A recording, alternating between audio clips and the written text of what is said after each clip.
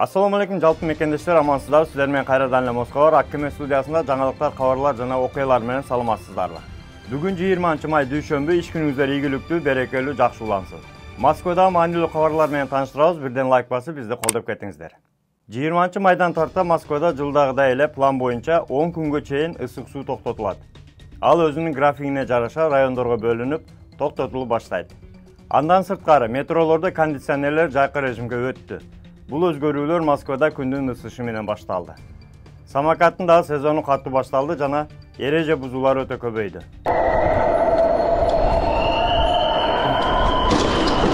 Жада калса, велофестивалда дагы карама-каршы электросамокат айдаган жаштар жабыр тартты жана вело жүрүшкө тоскоолдук жаратты.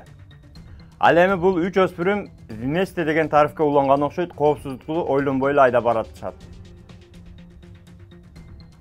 Таксистер билет, самокаттын Комфорт Плюс деген тарифи ушундай болот окшойт. Кандай дейсиздер?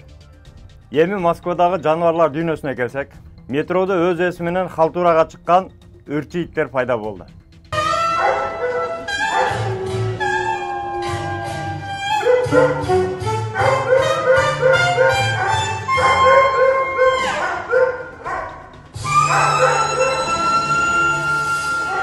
Москванын магазиндеринде бобердун этинен жасалган пельмендер сатыла баштады.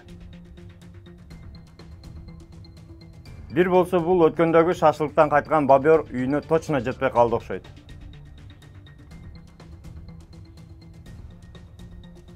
Урматтуу шоферлор, сиздерге бир маалымат.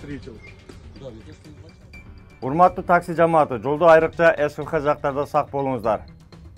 Анткени Токойдон лостор жолго чыга башташты. Лостун кыргызчасы эмне болот, комментарийге жазып кетиңиз. Анан маалыматты шопур группаларга таркатып коюңуздар, этият болуп абайлап айдаңыздар.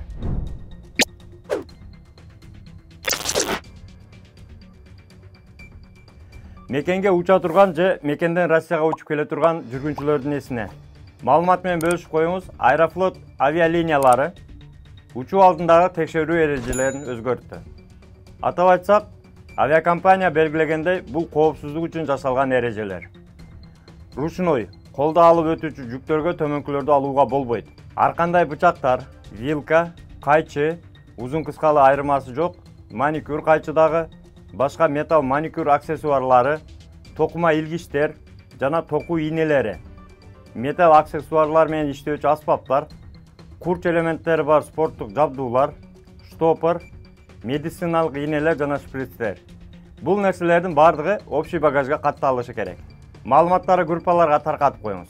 Ал эми Кыргызстанга машина барбы дегендер, жумуш, халтура, подработка, квартира издеп жүрсөңүздөр, баягы эле Береке элге жарайт кереке.